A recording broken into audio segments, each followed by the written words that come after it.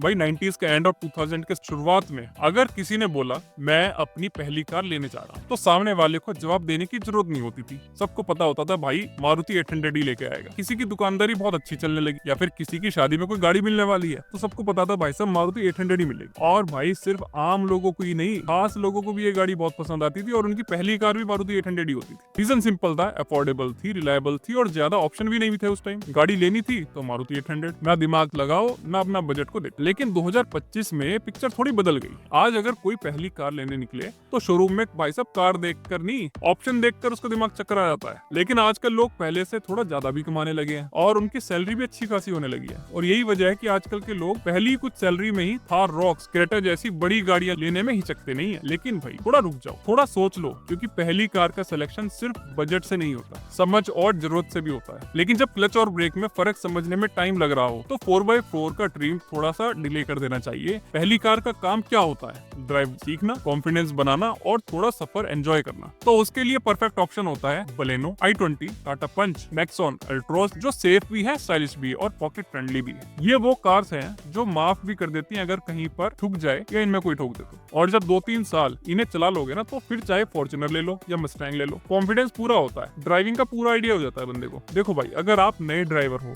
और सोच रहे हो अपनी पहली कार लेने के लिए तो सिर्फ शोरूम की चकाचौंध और सनरूफ को देखकर खो मत जाना। थोड़ा ट्रैफिक, थोड़ा सर्विस सेंटर और थोड़ा अपना बैंक बैलेंस भी सोच लेना। भाई नए बायर्स को ना इंजन का ABCD पता होता है ना टॉर्क का XYZ। तो मॉडल ऐसा होना चाहिए जो रिलायबिलिटी के नाम पे धोखा ना दे, वरना शोरूम से कार निकली और 2 दिन बाद फिर से सर्विस सेंटर पहुंच गई। और कई बार तो ऐसा होता है कि सर्विस सेंटर का बस रोज आना जाना चालू हो जाता है क्योंकि कार आपको वहीं फंसा देती है। और हाँ, ब्रांड भी ऐसा चूज करो जिसका आफ्टर सेल सपोर्ट अच्छा हो। क्या फायदा उस कार का जिसमें 10 इंच का इंफोटेनमेंट सिस्टम तो हो लेकिन सर्विस सेंटर के रोज चक्कर काटने पड़ जाते हो। सर पार्ट अभी है नहीं, अगले जन्म में आएगा, अगले जन्म में आना।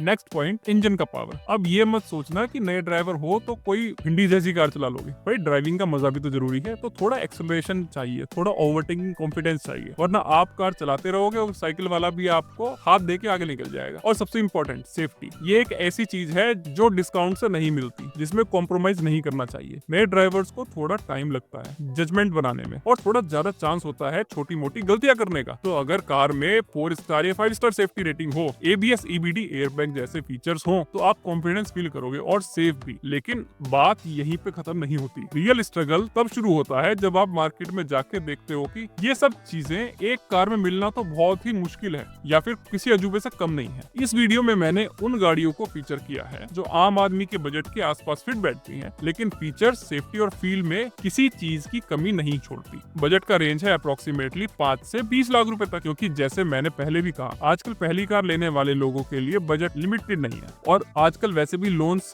मिलना बहुत ज्यादा आसान हो गया है। तो अब हम ऐसी कार्स की बात करेंगे जो न्यू बायर्स के लिए बेस्ट हो सकती हैं। तो अब आती है टाटा टियागो। छोटा पैक में सॉलिड चीज या फिर हम कहें solid deal. Tata Tiago price range है 5 से लगभग 8.5 लाख रुपए तक। साइज में छोटी है लेकिन बिल्ड क्वालिटी और सेफ्टी में टॉप नॉच है भाई साहब। इस सेगमेंट की कुछ रेयर ही कार्स हैं जिन्हें ग्लोबल एनकैप ने 4 स्टार की रेटिंग दी है और वो भी बिना एक्स्ट्रा ड्रामा करे। अब बात करते हैं एयरबैग्स की। हाँ, सिर्फ 2 एयरबैग्स मिलते हैं बेस से टॉप तक और ये थोड़ा डिसअपॉइंटमेंट भी देता है। लेकिन जब ऑल्टो जैसी छोटी कार में मारुति 6 एयरबैग दे सकती है तो यार टियागो में तो दे देने चाहिए 6 एयरबैग्स। लेकिन भाई एक बात समझो, ज्यादा एयरबैग होने का मतलब ये नहीं कि कार सेफ है। कार की सेफ्टी का असली गेम उसकी बॉडी शेल और चेसिस की स्ट्रेंथ पर डिपेंड करता है। एक टफ इंपैक्ट में एयरबैग्स ओपन हो तो जाते हैं, लेकिन अगर चेसिस पेपर की तरह फोल्ड हो जाए तो एयरबैग्स भी सिर्फ फॉर्मेलिटी ले रह जाते हैं। टियागो की चेसिस स्ट्रॉन्ग है और इसकी ओवरऑल बॉडी स्ट्रक्चर में वो टाटा वाला ठोसपन है, वो फील भी होता है। सिटी यूज के लिए परफेक्ट है, माइलेज डिसेंट है और टाटा की आफ्टर सेल्स भी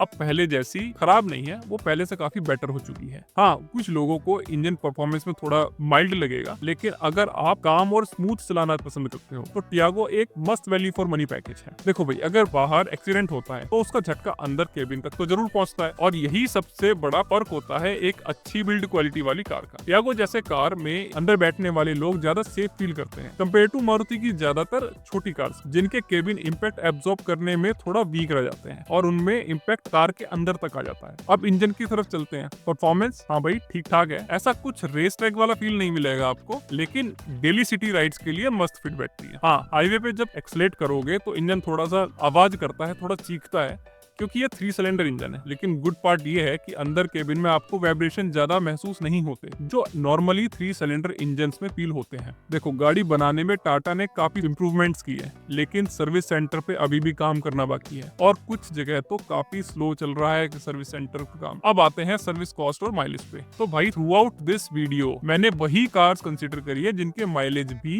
ठीक ठाक। उन ब्रांड्स को तो मैंने एंट्री गेट से बाहर ही कर दिया है पहले ही, जिनके सर्विस बिल्स देख के बैंक मैनेजर भी भाई साहब टेंशन ले ले। माइलेज की बात करें तो टियागो की क्लेम्ड माइलेज है 20 किलोमीटर पर लीटर, जो एक कॉम्पैक्ट हैचबैक के हिसाब से अच्छी है, स्पेशली सिटी और ओकेजनल हाईवेज के लिए अच्छी है। अब चलते हैं नेक्स्ट गाड़ी की तरफ, जो है मारुति इग्निस। देखो, मारुति के पोर्टफोलियो में आप कोई भी छोटी गाड़ी उठा लो, फर्स्ट टाइम बायर्स के लिए सब वर्केबल होती है, लेकिन मैंने इग्निस को इस लिस्ट में स्पेशल जगह इसलिए दी है क्योंकि इसमें कुछ चीजें अलग हैं और वो अलग चीजें बहुत अच्छी हैं। सबसे पहले तो ये एक कॉम्पैक्ट साइज वाली कार है जो देखने में हैचबैक है, लेकिन स्टैंस थोड़ा क्रॉसओवर वाला आता है। अंडर द हुड इग्निस में मिलता है 1.2 लीटर का 4 सिलेंडर पेट्रोल इंजन जो निकालता है 82 bhp की पावर। अब आप कहोगे यार भाई 82 bhp खास पावर तो होती नहीं है, तो सुनो, आजकल इस प्राइस ब्रैकेट में ज्यादा गाड़ियां 3 सिलेंडर का इंजन देती है और मारुति भी अपनी कई गाड़ियों में 3 सिलेंडर का इंजन दे रही है, लेकिन इग्निस में आपको 4 सिलेंडर का इंजन मिलता है जो रिफाइनमेंट और स्मूथनेस में एक लेवल ऊपर रहता है। अब जब आप सिटी ट्रैफिक में गाड़ी चला रहे हो और एक्सेलेरेटर दबाते ही वाइब्रेशन फ्री पिकअप आपको मिलता है, तब आप समझोगे कि इंजन क्वालिटी क्या होती है। तो यही कुछ वजह होती हैं जो इग्निस को इस लिस्ट में डिजर्विंग एंट्री देती है। और इग्निस जैसी छोटी और हल्की कार में जिसका वेट 850 किलो है सर, ये इंजन और भी ज्यादा लाइवली फील कराता है। थ्रॉटल दबाओ और बिना सोच विचार के सीधा रेस्पॉन्स मिलता है, ना कोई जर्किंग ना